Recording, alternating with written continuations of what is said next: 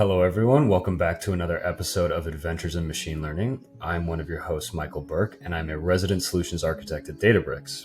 And I have my co-host with me. I'm Ben Wilson, a former data scientist and machine learning engineer who now focuses on building MLOps tooling at Databricks. Nice. So today we're going to be talking about ChatGPT. And the one-liner of what it does is it's essentially a chatbot that you can interact with. It will write code, it will distill knowledge, and it will summarize text. And some of the two crazy facts that I found on the internet were, first, it got a B on the Wharton MBA final exam. So one of the most reputable MBA programs in the world. It could pass that test, which is pretty mind-blowing. And then also it passes the Turing test. So there was a study that tested whether people could determine if an article, I think it was a 200 token article, whether it was written by a person or ChatGPT, and the success rate was 52%. So it was exactly a coin flip. So ChatGPT is an impressive technology to say the least, and today we're going to be talking about what it is and how you can learn more about it. So we're going to be using sort of an FAQ structure, and we're going to start off with the first question, which is, what is OpenAI? Now, Ben, have you heard of OpenAI before? I have. Very impressive company. Their first big claim to fame, where I became aware of them, was the original, GPT-1 model that was out there, and some of the pretty impressive things that it was capable of doing. And there was sort of a light buzz around them around that time, and they started just dropping more and more pre-trained models out there for people to use that were far more advanced than anything that was out there at the time. Got you. Yeah. Since then, they've iterated and developed some new products. So on their products page, they list three. The first one is Whisper, which is a speech recognition and transcription framework. The second is DALL-E. And if you guys were paying attention 6 months ago, DALL-E was the craziest thing you've ever seen.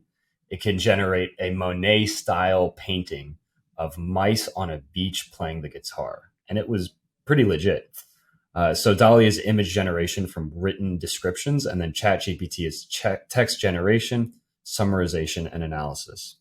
So those are their core products, and it was founded in 2015 and has grown dramatically, and it has around 600 employees right now, according to LinkedIn.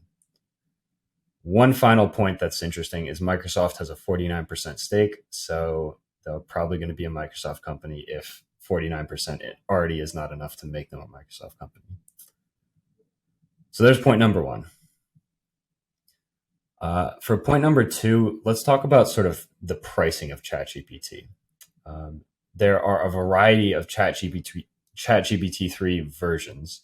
The most powerful parent model is called DaVinci, and this is priced at 20 cents per 1,000 tokens, and a token is a word. But there are other ones like Ada, which is the fastest one and least powerful, but it's still pretty robust, and it is 0.0004 cents per 1,000 tokens. So depending upon your use case, you can get speed versus robustness. Ben, have you ever worked with the parent model DaVinci at all? Personally, no.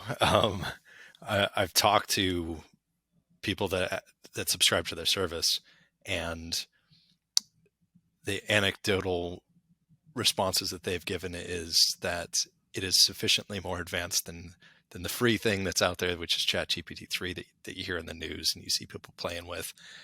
And some of us have extensively played with it. But you got to pay to play with any service like that. So if people are really serious about using a language model like this and want to dedicate a bit of time for session level sort of contextual awareness to get DaVinci to respond to problem statements in a way that are going to be useful for your company, it is by far, in my opinion, the most advanced thing out there. It's great from what people have told me. I've just played with ChatGPT 3 a lot, and it is impressive. And so you said one of the advantages theoretically of DaVinci is contextual knowledge given in a single session. Yep. What else could ChatGPT be better at that Da Vinci theoretically would fill in the gaps for?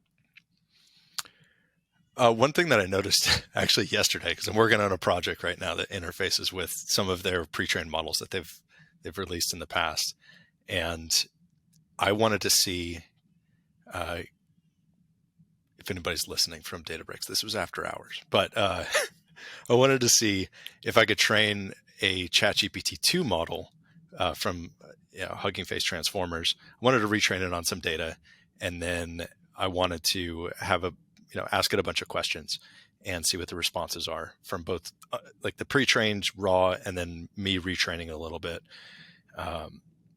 And the pre-trained raw didn't actually answer questions all that well. Even within the context of a session, it got pretty confused about some things. And then after retraining it definitely improved quite a bit. But then I took the actual code that I wrote, and then I took the simulated inputs for a user to ask questions of the bot and pasted it to ChatGPT 3. It knew what I was doing. It knew what libraries I was using. And it was like, oh, you're using the Transformers library and you're using the predecessor to me, which is ChatGPT 2. And this session had gone on for a while, so it knew kind of the sort of questions I was asking. And it analyzed the code and was like, oh, you're having a user loop through a bunch of interactions, but you're not waiting for the responses from the bot. So it understood the code that I was doing, and it knew that it actually wrote that it understood I was doing this for testing purposes. And then it rewrote the code a little bit as an example and said, if you wanted to actually open this up for a human to interact with it, you would not do this. You would do this instead. And I was looking at it. I was like, yeah, that's exactly how I had read it. That's pretty cool. And then I asked it, I said, what do you think the output is going to be from these questions? And it generated answers that were so unbelievably flawless that when I told it what the output was, its response was, I can see why that would be this case. I'm trained on much more data. That's why I answered it in this way. And it was like clever responses that it had. It was something that I would expect a witty and mildly sarcastic person to answer, because I told it to interact with me in that fashion, and it was starting to pick up on that. And then I asked it, like, hey, if I wanted to take this model and I wanted to put it into a pipeline, how would I do that? So it wrote the code for me. And then I looked at it, I was like, well, wouldn't it be more efficient if we did this instead? And it responded with, yes, that. He's like, oh, you're right. This would be more efficient. And here's the code for that, for what you just explained to me. So it adapted in that way from that context. And then I asked it something that I knew was impossible within the library, because I started asking it to, okay, how would I save the model? How would I save the configuration for the model? How would I save the tokenizer? And how would I save the configuration for the tokenizer? And then within the trainer object that I'm creating, how do I save the trainer? So the first 4 of those questions, saving the model, it knew the API, it gave it to me, it wrote a function around it. I was like, yep, that's awesome. The configs, it pulled those out correctly. It was the exact API. I knew for a fact that you couldn't save the trainer object. There's no API for that, because it wraps a bunch of C libraries, and there's some partial functions in Lambda expressions that you can't save the state of. It got creative, and it generated a save_trainer method and wrote code as though like that would be an API that would be part of the package. It actually wrote, is like, this is how you would save a trainer object, and the trainer object contains these aspects, and this is the method that you would apply a path to on your local file system. And I looked at it. I just stood there staring at the screen. Like, I can't believe it just tried to BS me. This is mind blowing. Like, it should know, because it has access to this repository. It should have that knowledge of what methods are available. I looked in the GitHub history to see, did Hugging Face ever have a save trainer method? No history of it whatsoever in the entire history of the repo. So I called it out, and I was like, hey, dude, like, there's no method for this. And this is the exception that you get if you try to do that. And it responded with like, yes, you're right. I was simply inferring that this might be something that would exist. Now I understand. Thank you for telling me that this is not possible. So that's what the context is for these things. Like it saves the state of that memory of your entire session based on a user ID token. And it understands, that's how it's knowing what to respond when there's 1,000 different users that are using an instance of the model, what to respond to each individual user based on that contextual history. Got it. And DaVinci theoretically would not do that and have a better answer? It's got access to a whole lot more information. So token embeddings are done in the data in these models instead of within the actual model framework itself. So it's got more data that it has access to, but it has an order of magnitude more nodes in order to access sort of the historical reference of token relationships as it's passing through these sequences. So it can craft more complex sentences. It can understand more when any of these models, when they're generating text that goes to an end user, they'll generate a sentence that is of some sort of fixed length. It can't produce more than that, the number of nodes that are available on the output of it. So it does that, but it'll generate that one sentence, and then it uses the context of what they just generated to generate the next sequence of text. And DaVinci is capable of doing that over a much larger history. So it can generate maybe a paragraph at a time that has more sort of lucid connections between each of those topics. Now, ChatGPT 3 is fantastic at creating paragraphs of text because of how well it can refer to the previous state. But DaVinci is just going to be far more advanced at that. So yeah, to summarize, within the ChatGPT product offering, there are a variety of different price points depending upon latency requirements and sort of how good you want your responses to be. So next, moving on, let's talk about what GPT actually stands for. So GPT can be called a general purpose technology, but in this case, it stands for Generative Pre-trained Transformer. Ben, do you have a one-liner ready for how those work? I mean, the generative aspect is it's creating, tokens. So we write in a sentence that is in UTF-8 encoding. So we're writing words. No language model or deep learning model or machine learning model in general has a concept of what to do with text.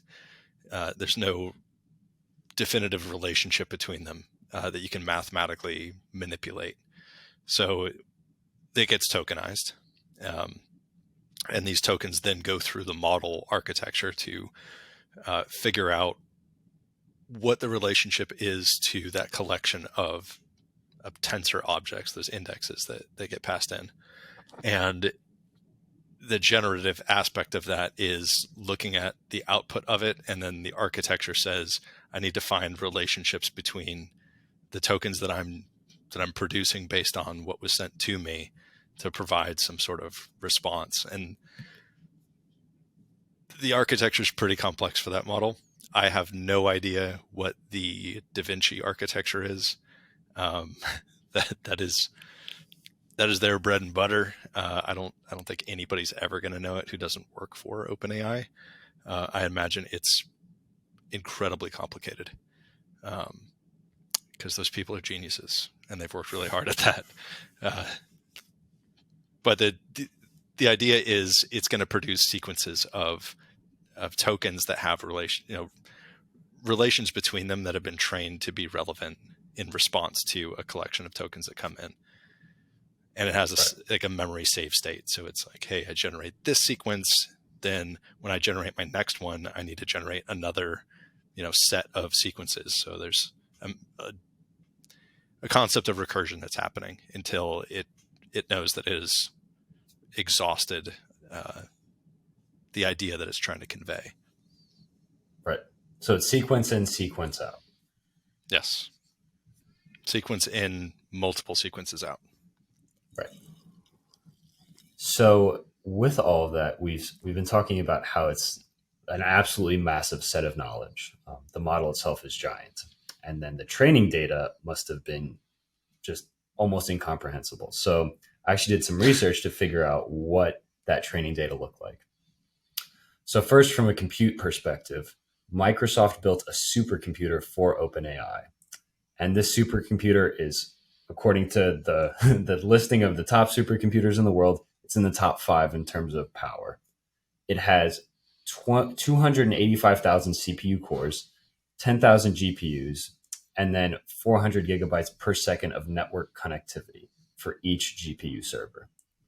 That's a pretty big computer. But Yes. with all that, it still took months for the model to train. Ben, what's the longest training time you've ever seen for a model you've been working on? That I've personally been working on. That was part of a project that I had to do. Uh, 10 days is the biggest. And we used quite a bit of GPU hardware for, it was a deep learning problem for image classification. But for projects that I've worked with teams on, uh, we haven't come to this level, or I have personally haven't seen something that's this big. Usually you have a dedicated team of engineer specialists that are working with the data science team. So you don't call a vendor to help you with that. You just hire the people. That's what OpenAI is. They don't need any help.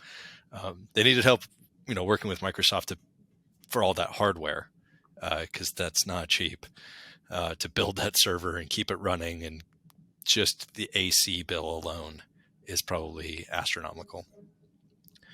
But for stuff that I've worked with teams, we've had stuff that has run for weeks on end for deep learning training, usually NLP stuff. So anytime you're doing, if you're doing transfer learning, you're probably not going to see training times of that long. But if you're doing something where you're implementing a novel architecture the first time ever, and you're running through, you start small and you're like, hey, I'm going to train on 10,000, 10,000 training set entries against, 100 test validation data sets that are labeled. You do that to make sure that your model architecture just works, that it doesn't blow up, and that it's showing some sort of improvement on each epoch. But then when you're ready to actually train the thing, you're talking about millions of events, of label events, sometimes even billions. And when you're talking model architectures of this size, the number of nodes that have weight connections between them, each of those is a mathematical computation that has to be done for each iteration, each epoch, as learning over that training set over and over and over again.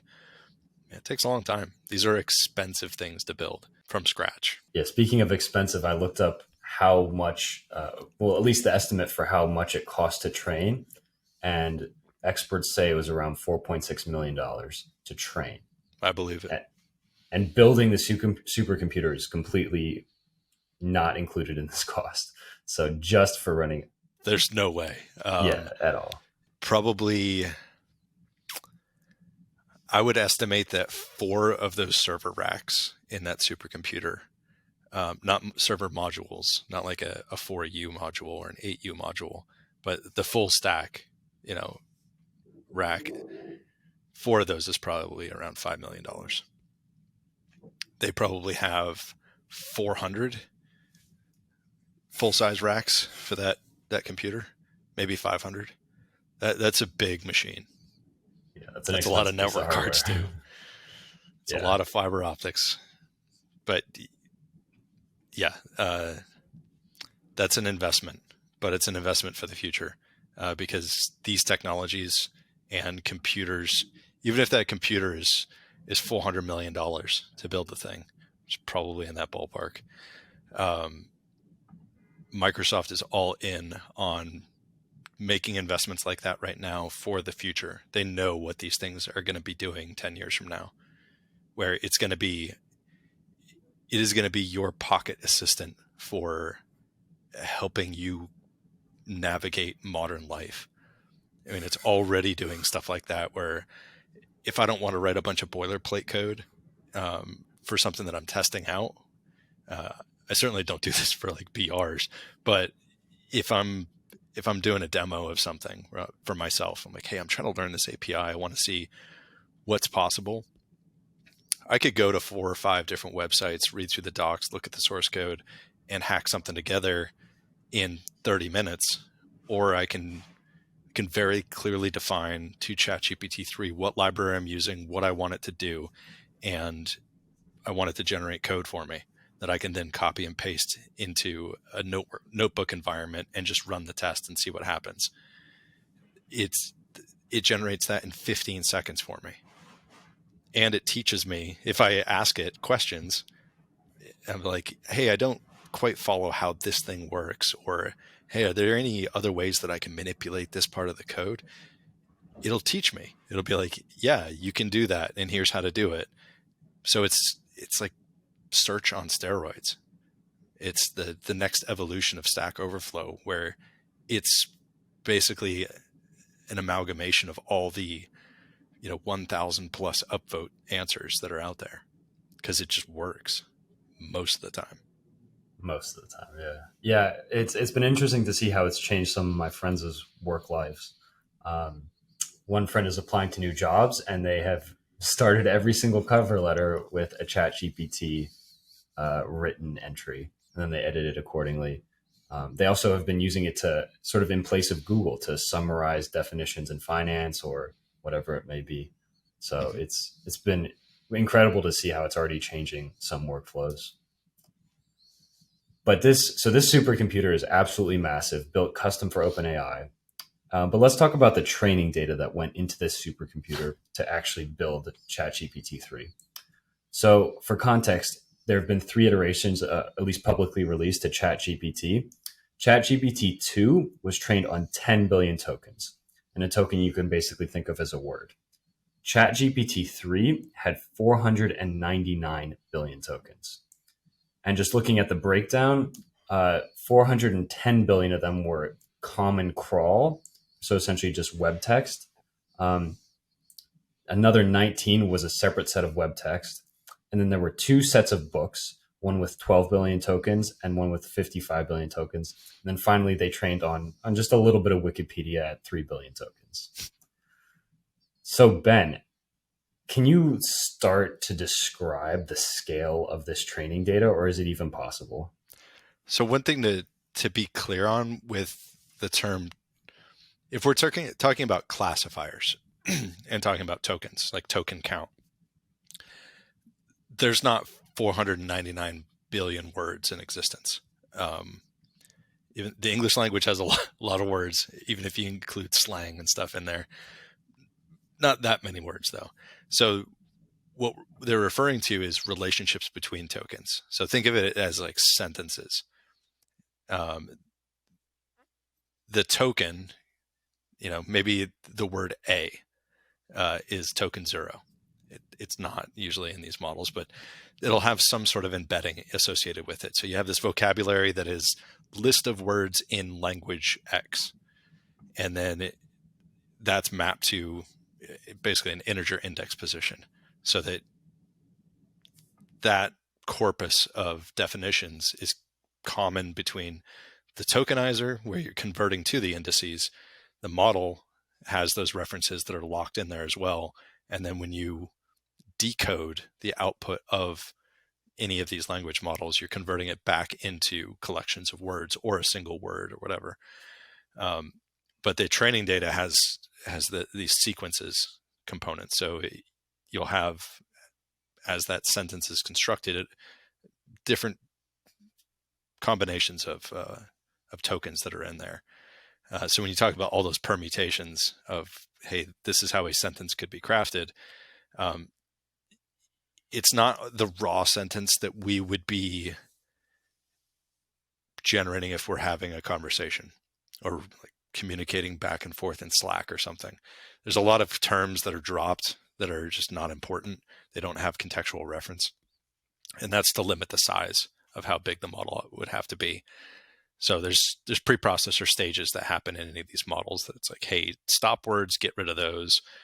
I don't care about words like the and a and an, and you know, certain pronouns are dropped because they're not dropped, but more collapsed into a single term. So there's cleanup that happens. And usually with these models, if you're using a pre-trained one, 80 to 90% of your work is doing that stuff, is cleaning your data up and cleaning up your tokens and making sure that you're training on just relevant things that you want the model to learn, which is one of the reasons why building these things from scratch, if you've never done one before, is a truly insurmountable task, unless you have a team of 400 world-class engineers working on it. Right. Yeah. So those tokens are not individual words. I just looked it up. There's 170,000 words in the English language. Yep. So it's about the combinations of the tokens. And we will hopefully get into that in just a sec on how it actually maintains quote unquote attention and self attention between different tokens. But before we get into that, I just wanted to also chat about some implications of ChatGPT. And I think there's a lot of discussion about how it's going to take jobs or at least change jobs. But another area of concern is security and cybersecurity. So it's clear that ChatGPT can generate text and it can use those to develop phishing attacks at a very large scale. So I can create 100,000 emails, all customized to a given user, send them out, and hopefully I'll get some credit card numbers or passwords back. But beyond that, what else can ChatGPT do in terms of security, in your opinion? I mean, if you're a nefarious actor who wants to use some sort of automated system to generate phishing attacks or just generate spam, there's nothing that ChatGPT 3 does that ChatGPT 2 can't do. You can always, I mean, these models are, ChatGPT 3 isn't out there in the wild for you to just take and retrain, but its predecessor is. There's loads of language models that are there on Hugging Face Marketplace that could do all sorts of stuff. Some are pre-trained from the marketplace that like a user took, pre-trained on a certain data set, and then re-uploaded that does this one unique thing because it was trained to do that one unique thing. I saw one 2 days ago while I was trying to figure out what outputs certain tokenizers on Decode could do with certain different language architectures. And somebody trained, this is actually a Hugging Face employee did it, and they wrote a lyrics generator from ChatGPT 2's base core model, which is just the GPT-2 model. And you type in the name of a famous artist from, basically, if they've ever been on the Billboard Top 100, it's been trained on their body of work. So the training set's pretty big. But you type in the artist and then you just say, hey, generate 10 iterations of song lyrics that seem like they would make sense from this artist. Is it perfect? No. Did it generate some that you're like, I could totally see this being a song that this person would write? Yes.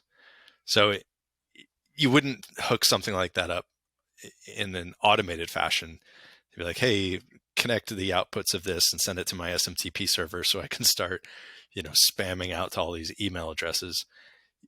Nefarious person would know that would get your IP address blacklisted by all major mail carriers within seconds anyway. So they would create all of these, bot networks globally running, against VPNs that will be changing their IP address after every 10 emails that get generated. And they'll be using, some mail service that is anonymous so that they can't be tracked. But you could do that today. It seems scary. The media blows this up and people are like, oh my God, it's really hard to tell if this is a person or not. But people doing illegal stuff are already doing this. And some of them are fairly sophisticated, but one thing to keep in mind, if you're using a mail service like Gmail, I can promise you that the company that runs that has incredibly sophisticated filters that are based in deep learning that are searching the contents of every mail that's coming through. It doesn't take long for it to adapt and start detecting this stuff. So even if somebody used ChatGPT-3 to create all this stuff, your mail provider, there's really smart people there. They're going to start blocking it. Got it. The second component of this question is, all right, well, if Gmail can adapt and learn that ChatGPT is spamming lots of people, well, ChatGPT can write code, so can't it adapt? No. You can do some clever things with it, as I've done with software stuff, where I've kind of taught it how to write code in certain ways, just to see what would happen. Like, hey, are you familiar with this language? Yes, I am. Okay, I'm going to give you some Scala code, and I want you to rewrite this in Python. And it's really great at doing stuff like that. And then when you find an issue, you tell it like, nah, that's not quite right. Or, hey, I don't like that, the way that you wrote that. Can you perhaps make that more efficient? Or can you make it more compact? Or, hey, can you add, exception handling to this? It does that. It does it very, very well. Arguably better than most humans. So it can do all of that stuff, but you can't tell it, hey, can you write me a nefarious bit of code that will try to hack AES encrypted hashes? And it will. I actually haven't tried that. I don't know if it'll do that. Maybe it will. Don't do that at home, kids. But even if it were to do that, you would still have to extract whatever it generates and execute it on your own execution environment, which is illegal, by the way. You can't tell it to execute code to the outside world. In fact, you can't tell it to search for something that happened yesterday. You can't say like, hey, this thing happened in the news, and ask it like, hey, do you have any details on this thing? It doesn't have access. Its knowledge base is cut off at some time in 2021, because that's when its training set ends. So it doesn't have reference to modern things because it's not alive. It's a model that is basing its text generation on data that's been trained on, and that it's in its vocabulary. So new things it doesn't have reference to. It also doesn't have the ability to instantiate an execution environment and execute code on its own. That's not possible. It can write text that's formatted like code, so it looks like it's an IDE, but it's not an IDE. It can't execute that code. If it could, I would start being concerned. I don't think the sponsor of OpenAI, Microsoft, would allow that to happen, even if they wanted that to happen. Who knows how dangerous something like that could get? If you could coerce it to writing, to iterating through, you could tell something like this: hey, I want you to try to, hack into the database for this government organization, and can you see what their security profile looks like? What would a bot like this do that has the wealth of knowledge of software developers on GitHub? It would be like, hey, I know how to inspect communication protocols. I know how to, attempt to discover every service that's running on this mainframe or the server and try all of the default passwords, because that's all on the internet too. But it would be able to say, I don't just want a single thread that's doing this, because it would know how to do multi-threading on a computer. And it would also have reference for, how do I create an AWS account for free? Oh, I can do that real quick. And then I can, use Terraform to spin up all these services. Oh, I hit my limit. I know that I can only have, this many on a free community edition. Well, what if I just spin up 100,000 community edition instances on every AWS region globally? Done. 5 minutes later, it's now running, 400 threads on a concurrent thread pool with 800,000 shells, and it's all attacking, this one server and trying to basically do penetration testing. You've now created a DDoS bot that can take down, a lot of things. So nobody's going to want to do that. Well, okay. So at the beginning of this security conversation, I was very happy with the answers. It can do phishing and it can't really hack anything. But what is the step that is between it is not connected to the internet and it is connected to the internet that would allow it to be such a powerful DDoSing server? You would have to have the ability for it to execute a command structure where the server that's hosting the web app, the REST API that you're connecting to when you go into the service, there would have to be a backend service there that allows it to execute arbitrary code. That does not exist for very good reason. Could you build that? You and I could build that in probably a week. It wouldn't be that challenging. You would have to basically teach it or let it know that in order to execute code, this is the command that you need to produce as a header token in your response, which would then call this service, which would spin up a Linux shell that would execute whatever it tells it to do. And then you could coerce it to say, all right, I want you to execute this Linux command that gives you access to these services. Go nuts. And then you could just tell it like, hey, can you try to do this thing? All of that is impossible because nobody's going to build that backend service, because that would be dangerous in our current modern architecture of cloud-based computing. What if I'm a terrorist? I mean, you would have to have access to that server in order to create that. And you'd have to retrain the model yourself to make it aware that it has this capability. There would probably be a bunch of code that would have to be written to enable this functionality, but it's certainly not beyond the realm of possibility for a couple of dedicated people who want to do something like that. But you'd need access to that data center, and Right. that's not opened up for public access. Got it. So the only wall between DDoSing the US government and not DDoSing the US government is OpenAI and their servers. Well, the only wall that exists between that is the threat of the federal penitentiary system in the United States.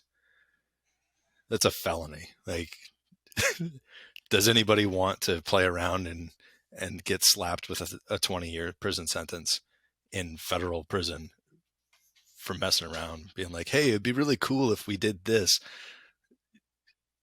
Not really. Like, the FBI will not find that funny. Let's just say that. Probably. But is ChatGPT 3, does it have the technical capability of doing that based on my interaction with it about code generation? It most certainly is. Got it. So it can do a simple attack like DDoS. Can it do something more sophisticated, like building a new encryption decryption algorithm? I think that generating things that are based on prior knowledge, something like encryption, is entirely within its capabilities. Is it guaranteed to work? No. Can it cobble together and infer things that might work? Sure. It's pretty good at that based on my testing. The code doesn't always run, but at least it's making an effort on things that it's inferring that are related to one another. The challenge would be getting it to build something entirely novel. You would have to coach it to a certain point where it understands the relationships of what you're telling it to do based on its prior knowledge, which arguably all new things are based on prior knowledge. So you could theoretically say, yes, it's capable of doing that. I haven't pushed it to that level yet to be like, hey, I want you to create an API that is capable of retraining yourself. I think that's a bit of a stretch. but you certainly can have it work out things that could potentially be dangerous, but it can't execute it. So it's still the user would have to be the one that's taking that and running it. And as I just mentioned, with the FBI's lack of a sense of humor, if you were to execute that code that it generates for you that's trying to crack an encryption protocol, I certainly hope you like the back of vans and seeing the world through bars. That's my favorite thing to do on a Saturday morning. Cool. All right. So we have a little bit of time left. Let's do a quick technical overview of how ChatGPT works. And then we can tee up for the next episode something that Ben and I were chatting about before, which is how you can actually go about learning to implement things like this, specifically in Hugging Face. So before we get into that, let's just quickly, sort of on a technical level, explain how the system works. So the architecture is a decoder-only transformer network with a 2048 token long context. And then within that, it has 175 billion parameters, which is just completely unprecedented in this space. So let's sort of break down each of these components one by one. So what is a encoder or a decoder, Ben? So in encoders and decoders, if we're talking about tokenizers, that's that, hey, I'm taking human speech text and I'm converting it into those numeric indexes. That's encoding. Decoding is the opposite. So you just say, hey, this tokenizer that I have these index values, convert it back to the speech so that a person can read it. Because otherwise it's a tensor of numbers that have no real meaning to us. Exactly. And so GPT or the ChatGPT frameworks, they are decoder only. So they are essentially generative. Mm-hmm. Second thing is a transformer network. And the sort of baseline reason for having a transformer is to process sequential units or tokens. So it's a logical application for NLP. It's also a logical application for time series where you have sequential data points. And the thing prior to transformers that were the latest craze were recurrent neural networks, and especially memory related recurrent neural networks, so LSTM or GRUs. And in 2017, there was a paper released by Google and U Toronto called something like All You Need is Attention, or Attention is All You Need. And they sort of developed this transformer network. And what that transformer network did is it had a few innovations. One is something called positional encodings, which is it stores token location in the data instead of embedding it into the neural network structure. So that allowed essentially referencing maybe the first word and the last word of a sentence are very related, or two words very close together are very related. Well, no longer do we have to depend on the neural network structure to define that relationship. There's actually a numeric encoding of that relationship. And then another component is attention, which is essentially a matrix that helps map those relationships. Ben, in your opinion, how game-changing was the innovation of a transformer? That's like asking, how much did human society change with the automobile? If you apply it to ML, this architecture, to put it into context, like if you wanted to get the performance out of chat that we currently see in ChatGPT 3 or in the far more advanced and super awesome DaVinci, if you were to do that in an LSTM, that model, you would probably have to take what you spent on that supercomputer that Microsoft built and just buy hard drives, just in order to store the model itself. Because you would have to have all these connections with that reference of like, hey, this word, it normally follows this word, but you would have to have all of the weights associated with all word relations within sequences that exist within human languages worldwide. So the model would be just so ludicrously large that I don't even think we have compute architecture that would run that properly. Like you would need to like global spanning data centers in order to train the thing. So this new architecture that was conceived of is a massive game changer. And what it is applying even more concepts that we have of our understanding of how human language skills relate to like sort of concepts. You know, we're not processing when we speak or write or read, we're not processing each individual, you know, word, effectively a token, and really thinking about the relationship mapping between them. We're mapping sort of series of tokens sort of in our mind. We know what words naturally go together and how that changes the meaning and the context of things. So taking, you know, how our minds apply language to our thoughts and applying it mathematically to data structures, that's the real big game changer here. And allows the model to shrink by so many orders of magnitude. And you can get performance that's actually just, it's revolutionary, both on the training side and on the inference side. I'm really Yeah, and excited for the next iteration where we get one of these models that, yeah, we're talking about, you know, hundreds of billions or potentially trillions of parameters, but the training is effectively what it was for ChatGPT 3 or for DaVinci. Like, hey, we have 3 orders of magnitude increase in complexity, and it still trains in 3 months. That's when you're going to start seeing language models that are like capabilities that are almost scary. Like, wow, this thing is deeply knowledgeable about the vast body of human knowledge up to this point. that's crazy. I'm excited. Yeah, I am too. As long as we don't connect it to an executable environment. But just one more shout out on transformers. They're also parallelizable, whereas sequential Yep. neural networks prior to that were not. So that has been an equally game changing component of this structure.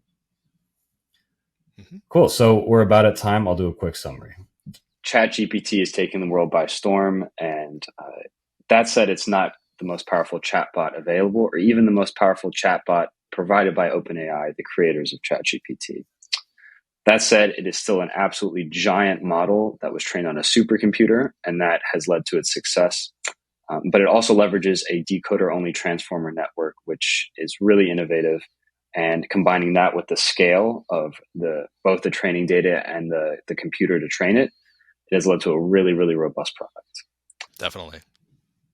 So until next time, it's been Michael Burke and my co host, Ben Wilson. and have a good day, everyone. Take it easy.